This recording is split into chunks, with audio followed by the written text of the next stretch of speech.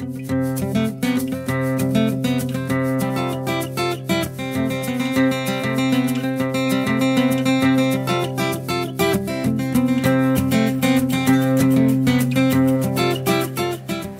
of my very favorite places to tinker around, you know, get into my little creative place is my mantle.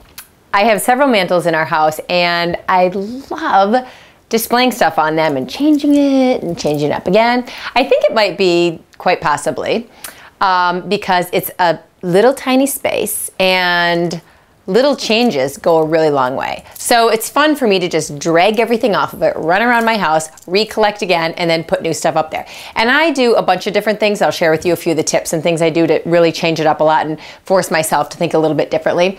For instance, I will always take things off my wall and just lean them up against the mantle. You know, here I've got a couple of big mirrors, a piece of art. That allows me to sort of set the tone, you know, theater, if you're thinking like that. It allows you to kind of, okay, where am I going with this whole thing?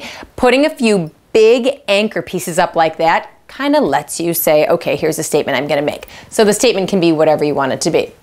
Another thing I do is I always include books. No matter what mantle I'm setting up, it always seems I go back to books. And books are great for me because, of course, they add a little bit of age. There's always character. You can never have enough books, ever. You know, that's just one of my mantras. And good excuse. And, you know, it just allows you to be able to prop things up a little bit, allows you to lean things. You know, one of the things I like to do with my mantle is don't do everything symmetrically. I mean, sure, try it, but yawn, yawn, yawn after a while. Try something else, this way, that way, you know, horizontally, vertically, tipped a little bit. Try things like that because it'll allow you to have a little bit more of a European, funky, eclectic kind of a look instead of a, you know, everything is perfect in its perfect little place. This allows you to play a little bit more. You can put things that are slightly chipped up there.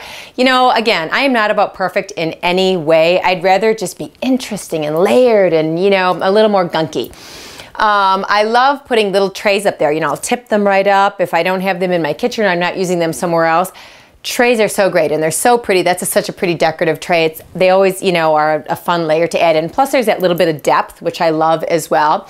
And then, you know, lots of little pretty sparkly things are great because it allows you to be able to, when you light candles, have different things bounce around with the light. And I love that look. I mean, you've already got the mantle and your fire going, and then you add that extra little layer of sparkle in here and it's so pretty. And odd objects, you know, something really big. I've got this huge Han horse, which I love the scale of it. And then I've got, you know, little tiny, tiny votives and, you know, pretty little tortoiseshell candles. And then, you know, some of these, you know, this beautiful crown on top of this mercury glass. You know, again, things can go on top of things. There's so many things you can do. You will find the process to be entirely addictive, as I have.